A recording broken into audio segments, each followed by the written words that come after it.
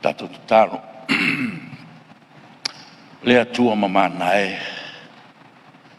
O lava o lea tua malo. O lau fio lava o lea tua o lea lofa, ma lea lofa muti vale lava lau fio.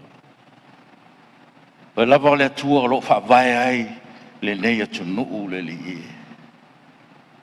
Mato whafte tele le tua i lo lofa ma lo wanga le lei.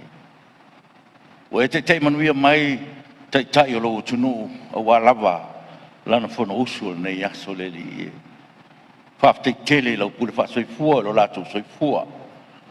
O e mai ai le nei aso fau, ma le ola fau, ma le malosi fau. O mato pene ai i le maota o le tunuu le li e whafte tele lava le li e. Iei taimi mai tuaso e matangi tonga ina ai le mātou wholaunga. A o malawana e ao mahilo mātou utua. E ao ngā whoilu i tau e lui ina ai lo mātou whatu tua. Maro mātou tonu ato toa i ato o e le li e. Whafti tele te mai te leo tu lafo ina. I mātou uma e meise o tai o lo tunu. O wa lava lo mātou bala au wina le li e. Mātou te talo le li e, mo le mātou Fonotaga nei aso fisoso ni mai. O a fo ni mea le o i heilo mātou i loa, mo le mātou silafia. A se me maua ele toa malie, ma le toa file mu, ele ngata le Palemene, o si o mātou tunu. Le li e o le mātou te talo. Le lingi mai, ma e fisoso ni mai. Ia to ia, te tai o logo tunu, i logo fina ngalo. Ma lo lava malama. Ni fa pena na mātou la ngona ina. Lo awai mai mo lo fisoso ni mai. Ia fo lau pea, lau Palemene ala. Ia na fe lafo inga le li. Te mai, le ia so mātou malos. Na o lau fio lava. Fisoso ni mai, fa tonu mai. O afo ini mea wa, e sila mai wa leo. Tarfe ngai lau sila whangapa ia. Fisoso ni mai, ma fa lai au mai. Au mai pea lo toa malie ma lo toa file mui te tai ro tunu. Ia ua lava le whaatino ina o lo mātou wala uina le li ie. Ia whamanuia le tapo inga si o mātou tunu mai lava. Le ao le malo na i ta mam tina mātou tua se i o lava. Na ia mātou whana witi. Ia mai se foi lau au whaingalong te tofi i le tunu o lo te talo mo le manuia o le tunu o le Palemene. I le ngata o samo nei o tunu i papo. Mātou te talo le lia, iei lau wha mawhananga. Iei pēlau le file mui o lātou loto mo wha moe. Ia ma lātou tapo ia, whaiva o tai o loo tudu o ma lau Palemene le li ie. O nei aso i loo tunu u le li ie. Ia iei lau wanga le le ma lau wha manuia, le whafo ma le whale loo tunu. I nei aso ma se au le li ie. Mātou te talo le li ie ma le loto maulalo. Le ai lava so mātou ato toa e ang sala fo i mātou. E le tonu fo i mea mātou te whaia le e. Mātou te talo ma le loto maulalo te mai. Wha pare maia. Ma e wha maa ngalo le fonga lau Palemene. E ala lava Jesu Keriso lo mātou li i mono mātou whaola. Amene.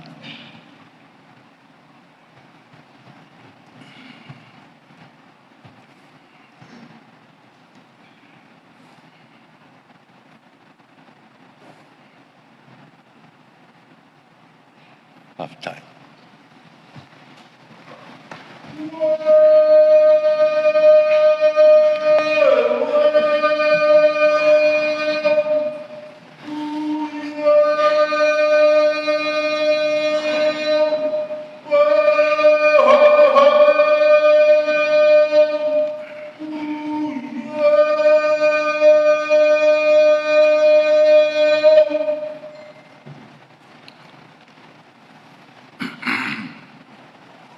O te whasisila atu a amtaria ni tau manga le fono ao whai tūla fono. O e lava na e fua ina le vaipuna ma le alia. O e lava na mamate vai tafe te tele. Lo ia te oe le ao, lo ia te oe le pō. O e lava na e saunia le malama ma le la. A o mana tua le atua o te atu tuwale ai. A o mawhau o te loto vai ai. Lo e tā fia o mata ina ia lefia moe o watu o tuwale o te lempa iai ona o tu tala. I le aunga lava le malosi ma le mawalunga o se olo. Ua se funga lava o le mutia ma le sau se mutia ai le la au. Ana lese noa le lofo le atua. I le aiso tātou malosi e te atua i pukua ngā o sabalinga. Wanga le leile atua le nei tai au. Ua ia wha parepale lava i o tātou manatu. Wha mamua e pēr ona lava lofa. Aua le o lona to sa. Le ola fau ma le malosi fau. O ia whaala e ai lo tātou wala wina i le nei aso fau. O te ofo alofa whaata alofa tuai tūlanga alo ia i le pa ia o le Palemene. Te vai atu sā e le avea o le whono usu tū maua lunga le atunu. O maunga lava ma tolo tolo o whaitawina. E pale whea ngai ma le tausinga atu mua ma pule. O wha maa lor soifua manuia ma le langi mamā. O tātou whisangsangia i le ori ori, a waile tu le moe e le moe lava o ia. Le tua o lo whawaya e sa moa ma le nei Palemene. O ia o tātou tofi i le nuku o tangata ola. O te ofo alofa, o whata alofa fo i pa ia o tātou maota, a whio mai sui mtanga ruenga wha alaptonga tu maota le malo, e nane le mamalu niso le tunu o tātou au whatasi i le nei tai au, ma lor soifua manuia. Whatalo what fo i sila wha Fonotaga e mai Samoa, le ngata i Samoa nei, e whapea fo i so se tafa le lau langi, i o tu langa wha lupe lupe ina, wha malor fo lau, malor soifua manuia ma le langi mama, tapo i meia ma le manuia. Le ar whaiva usu ngā whona fia le tunu nei tai au, e nā stau tau le mau ar Fonotalai, e nā spa moe moe, tau pale i le mtangi, pe au noa ma le mana o lona ngang pa ia. I o tātou wha parepare ai, ma whe munu ai le ame tonu. E lala o ai le liu o tātou waa le nei aso. O tāpua ia le tunu o tātou whaiva. O le manuia fo i le nā mo o tātou wha tamasoali inga. Ia tūtau mua i tai sau le atua le nei aso. Tātou te tapa au i ai. Pe amo o mia se psosoani. Ia wha manuia le atua i sunga puna uma le tunu. Wha tō wha mai le langi so o tō whina ngalo. E foi ai a tātou tau manga. Ea, ua whitongi ai wha soi o tua oi whina ngalo le tātou fo launga wha Palemene le nei vai tau. O iei foi le whai te tenga i a tau, i ni me tā upu ma le ale, le whai tete o whai i eise whai unga. O manatu i lava, na ia alo fia ni tua inga i whaasanga mai, i a te au ma le tau singa o le nufoa. Ai le lei peo na o mai lungo le Palemene, e a watu ai le whai unga. Lei lava se nganga ia tau e whaalafi se mta upu. Lei foi se isi fono e siri atu i nei. O le Palemene lava te tau na whaia le tari o mta upu. O mai mo sona whina ngalo. Tau no menino le tau i le malo le aso nafi. Tato o tala noa mo mo le lafo. Ai whaasol muni ngā ruenga le malo. O no manatu lea. E leo to e siri se isi langona. O leo whina ngalo malia le tau i le malo. E tala noa le lafo. O ni sau noanga foi an nafi wa tu i ai lau te inga o te wha maru watu. Le eise nganga wha penao te Fonotalai. Lo manino lava tātou mtawha ioi wha suis fono. E so ai mtawha ioi ale Palemene. Ia, e reo se mtaupu i mo mia i statou whilawhilafo inga. A ia manino le wha Fonotaga e mai ale Palemene ma le atunou. So foi o le tātou waso na nafi. Tolu. Lafo al suis fono al Palemene, mo le tu malo palota o nganga i whamaunga numero tolu. O te tāpala u whionga suis fono mo nganga i whamaunga numero tolu.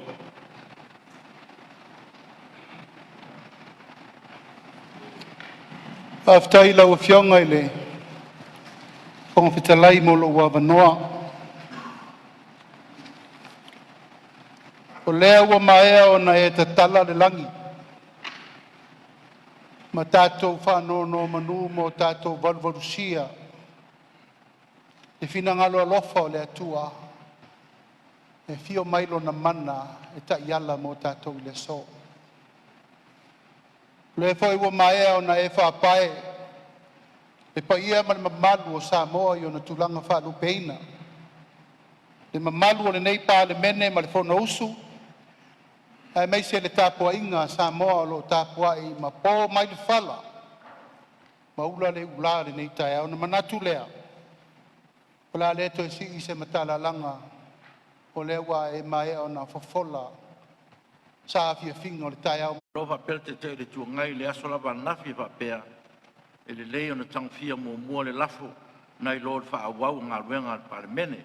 Ai o lo fa malu mai le lafo lava le nei.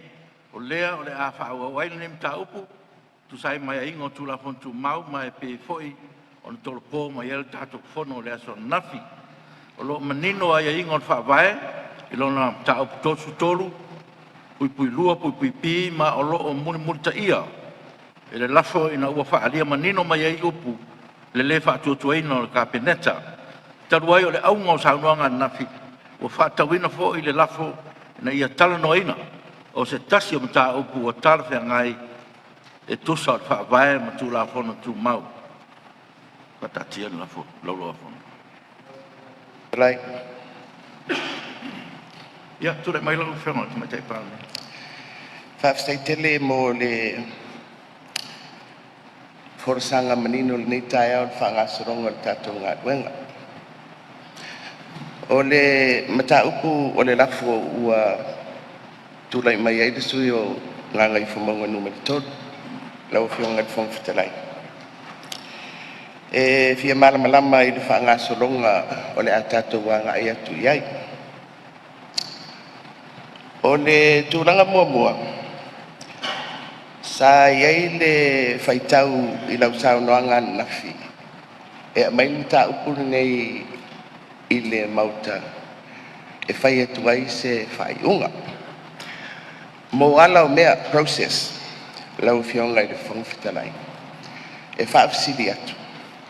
Ona, o le vai aso le lai le aso lus fuli mau Februari. Na whai ai le whaiunga le fono le nei. I le mata upu lava le tasi o le whatuatuaina. O le kapeneta. O le whaiunga o le nā mata upu. Le whaupata o mauta le nei. Ua lato whatuatuaina. Le Palemene. Ma le kapeneta. O le whaafsili nā I lau whionga I le whongwhitalai. I le ala o mea. Ona o se mata upu ua uma o na iloina le Palemene. Mai le mamau atu fo.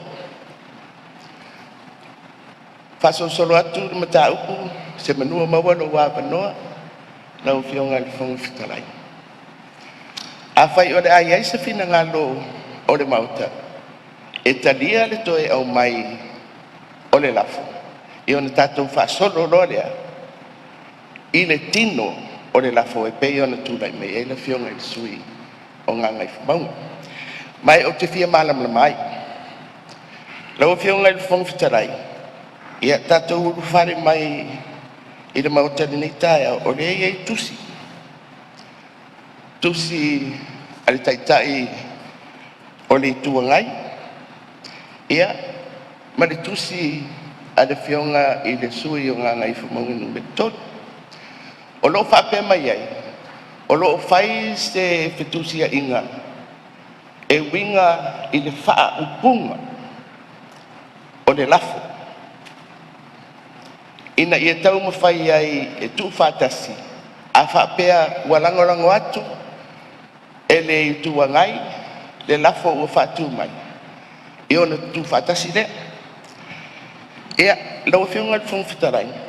O le tusi lea a le taitai o le tuangai. Ia, mali e esi whaitau atu whaperitania.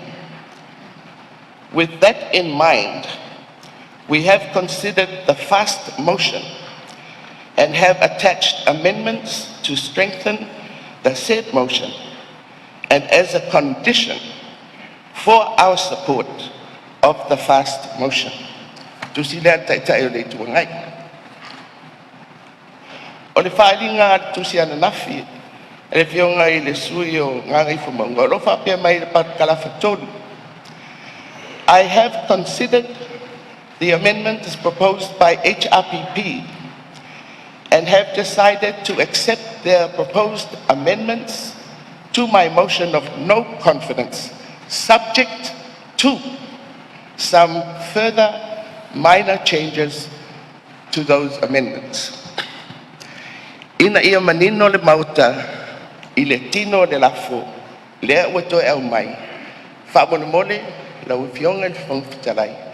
Pe iei se whaamana maramanga, i le taunu unga, o whetusia inga ia. Ma le atangi ai, i le lafo, o whata atia, aloa ia i tonu mauta. Au tātou mta upu mua mua, i le alo mea, Visili atuai i la uwhionga. Pe le alanga tatau, ona mai pēr fisili. Pe tatau ona toe au mai le mata upu lea. Pele ai, ona o mai ana fai e tatu fai unga. Il vai asu mai, malo whāno lava. Malo, whaftai sa noa i lau whionga te tai il malo, o le ho o maua le whinangalo, o lau whionga i le paramia tu so al tātou mta upu. Mai, o le ngā lea na forsi atu o le whongfitalai ma le tūlanga o le nei mta upu. I le tariaina o le lafo a le sui a ngā ngai whamaunga numero tolu.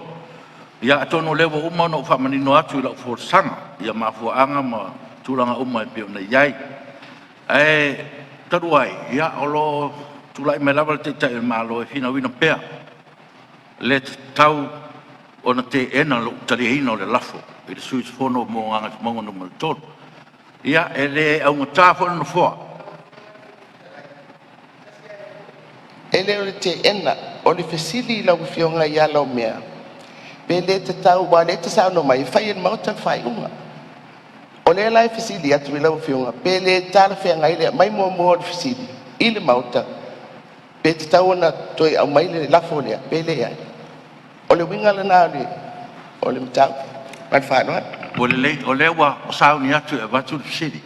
Ai o ai, teu ngai am whamtalanga i o tuina atu, ina ia whamaneno e pēa le tūlanga o iai le. Lau whionga le whongwhitalai pe pia maua sia manoa. Ia, tūna mai le, me sao leo leo. Haftai te lea lau whionga. E tūranga le la ngā le whionga le taitai le. Le tamaitai Palemene. Le fia, pama whai a whasile na tua i lau o whionga. Ia i lau whai tau tātou. Tu la whono tū mau. I mo saunoanga hoi lea i tono mauta i se mta upu. O lo iei le vaenga balsu tolu. A i se mta upu umana whai i se whai unga ale mauta. E le mawhai ona toe tango fia se mta upu. Ai longa e toe maalilia le mauta. Patatia e se tūlanga na e toe asian me umana whai i se whai unga. Pe saola o whai tau atu le tūlanga le lau whio. Le la e whapi atu le whinangalo le whionga le tamaitai Palemene. I lau whai tau iai. Fitu aso talu ai sa whai e le pālota lea. O le mea e tasi. A leo e se tangata ia au mai e. E tau lan toi tala noa le mauta. Pe whaatatia e se nan whai unga whai vaso ne teni. Ai toi a mai tau pulito. Man whaalo te le lau whio. Ia, o te loa i tu umai e pensao no lau whionga minsta o le lava ua. Uman whai loa atu no foa. Ia mafu anga fo nā le ena tari aile. Tu e tuna mai le lafo o na iei mafu anga pe o no whai loa mo atu. Ia, au tatonua e pere au ngā leo sao noa le tamaitai Palemene. E le lea le vatu pere fisili le Palemene. Pe ta lia e le Palemene le tūlanga lea. O lo ta lia ina. O le lafo leo to e mai. O le winga ngama le tūlanga o le ngalo le tamaitai Palemene. Ia se tulai mai lau whionga te tele tū ngai. Kua tu le. Whionga i le whongfitalai ia. Leo le toe ngai. Leo pa i o sa mo leo uma na e whapai ai. Wa i luma fo le tua le tātou talo whawhitai. Ai on ta upu lea o te fia tulai atua e lau whionga le whongfitalai. E whasinu tonu e le mātou lafo toe tiu teu. Uma voi on tuinatu e le mauta le mātou lafo toe tiu teu. Malia lau whionga te tere tua ngai. E tāua le vanga lea. Tona e se taimi o na tato o atu le tūlanga lea. E tāua le vanga lea. O lea wa whaitau le tali. ua au mai. E le pe un sauno iai le fionga i le tamaita i Palemene. E iai teu teunga. Tamai teu teunga. Ala le winga la, ala teu teunga le ua au mai. E wi ina whapea o tamai teu teunga, a le mai tau whaitau. O le makua ke lea me ia wafi ai. Le la u te whapea kuai. E mātou te le talia teu teunga ia na mai. Mai e tau foi la. La ua tau li mai na e lau fionga. Ia le mātou tusi e whai lo atu. E te tau o la te whaasolo muri mai tua. Ia le mātou teu teunga o lo leo ngā tasi. Le mātou wha moe moe e wha maruru atu. I le vai ngā tō tele o le teu teunga le na mai le po o le wale po. E le tāle whengai. Ma le mātou foi vai. E leo ngā tasi ma le mātou tāo fina batu o lona winga. E mātou tele la molonga ina. I le lafo le ua whatu mai. E la uli ma le lato mai. Ia, o le mea tonu ale lau whenga te tuanga i le sa tau soaswani a tuelu no fua. O na le tātou te la asia le vanga tonu ai o teu teunga. O le foi wo o mai nei le talia ina e le lafo i tu o le swinga le no tau tāpena ina mai. O le alana le na whaitua le tala mo te whai mo siri. Pe talia le Palemene. Le wha moe pe ona i le aso nei pere ai. Ia o tātou o trole ano liu o le lafo lea. Ia mani tau teunga. Ia le tulanga tonu na le sa tau whaitua no fua. Lau fionga Te tulai mai le suio. Vanga i mongon mai tonu. So soni e tulawa ni tā upu. O lea ua manino le saunoanga taitai o le malo. Tau whapula i le nganga. O le talia o le matou lafu. E te tau na mai le mota. Lea ua whalongolongo le malitoa. Siringia fo ia lau mea ma le proceso lea na tapena e lau fionga le fongutalai. O le process, mātou te lea ia ina lau fionga le fongutalai. Na ina le pule atoa whātontonu fula wai. E ato manatu i le lafo na mai e le itua ngai. E le iwhaia se process whapea. Na saua le lafo au mai lo tutonu e le iwhesiringia fo le mota. Na mai lau whātananga whaafonga whetalai. Na lai ona talia le lafo mtala noa.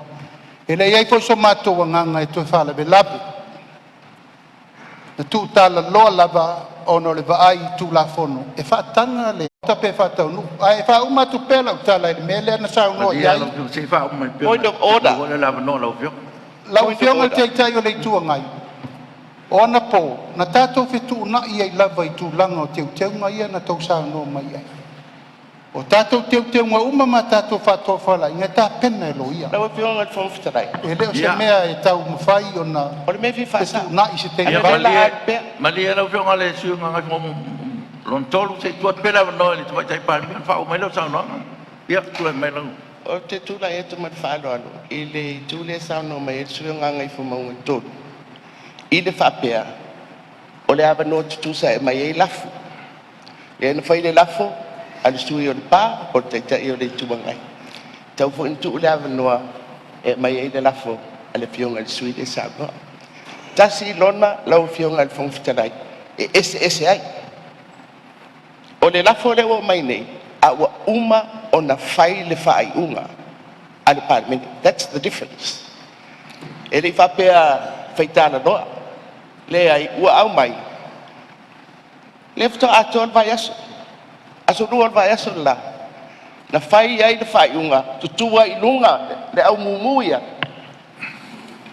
Whai mai a whatuatua ina au malkapeneta. O le esenga na. O le whau whale mai o le lafo mua. Ma le lafo lona rua lea. Mali ia le tuma baru. Ai pa mau se pa tu tala no fo mai. Ia o le mele vale fina ngalo ela o fionga te tai o malo. O le winga le o ina o le lafo po o le whatanga ina mai el fong fitalai o le isu le lewa mai. Le winga na o le tau fu atu no fo. Ia tatu wa ngai mo mo le mele. Ia ona to atatu o ai le swinga. le pe on tulai mai te le tu ngai malau fionga le sui o ngai fumonga mo ton e manatu lava te abatu mo mua le fisili le lango le o te tulai mai le te o malo le winga le talia ina le fontalai o le toi o mai o le lafo o le asfina ngalo o Palemene ia o tatu o toile le tulanga o tatu lafo o te tonu o le tulanga na e whaingo fie po le tatu ngaruenga ia o tatu whanga solo e loa lea ia wale ngang whalo alo ia la te tulai mai ngang whamau ina ia manino lava le wha moe langa le sa tulai mai le teitai o le itua ngai e winga le lato lafo langa le la tatu tarano le talia ma le talia o le lafo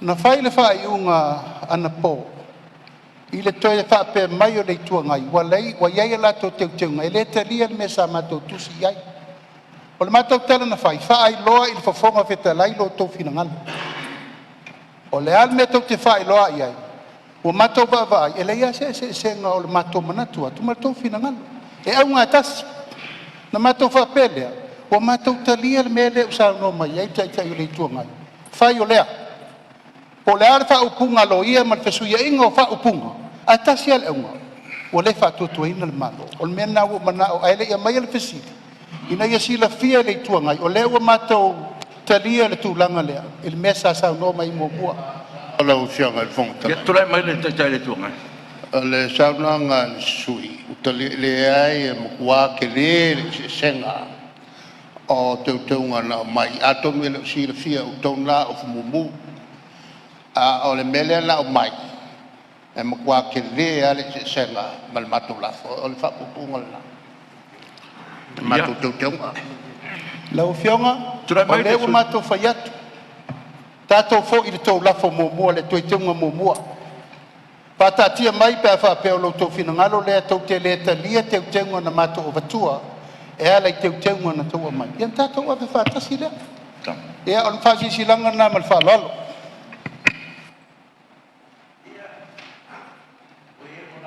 fua ia wa fesese ta il tato maota ona o le lafo ia ma teunga ma ia ina ia tala fea ngai fo i ma le tapenanga fo i le kapeneta ia o se tūlanga i tau lava o na tātou baba ina ia manino ia tūlanga wa o nei teunga ia manisi fesue inga mulimuli ane ia ele o si fia fo i le kapeneta la tō mo la tō fo i tapenanga ai wa ia le manatu o na foa o le a tia le tātou fono la tātou malolo sina lua tūla se i tāpena tātou mei e whale tonu i ona wate fo i leo fisiri e pe o le melan whatula i mai e le Palemene lau fianga le fontalai ia tula i mai whaftai lau fianga le fontalai mo li awanoa o tulai atu ma le whaalo al tene e sai le fina ngalo le lafo le fianga le ke pule ma na whamoga ni maltolo ina ua manino lava le folsanga le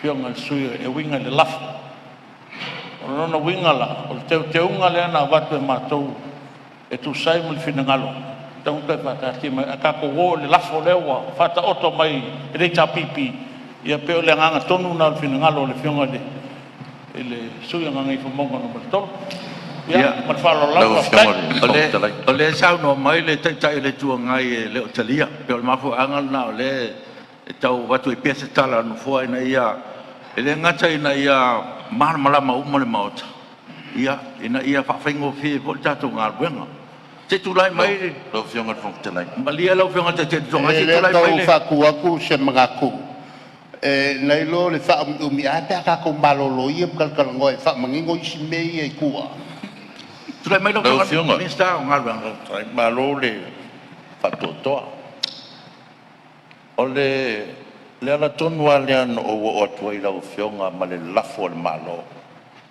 e whai iei lau whai unga usai matu lafo tu pau a o le o tātou e vesi nei ona ua e toi lafo mai Palemene ana whai lava lau whai unga i le lafo le ana o atua i lau fionga manu tātou te le vesi ai manei a lau fina ngalo kako malo lo se dua i kula ia o iei manatu whapena no fua e le leia le tātou wanga le tātou ngā ruenga ia ua manino i tu uma ia pe on whaari e tono maota ia na tātou toi te riu mai lea se isi lua i tu la ia ua iei se isi swing o tātou ngā ruenga.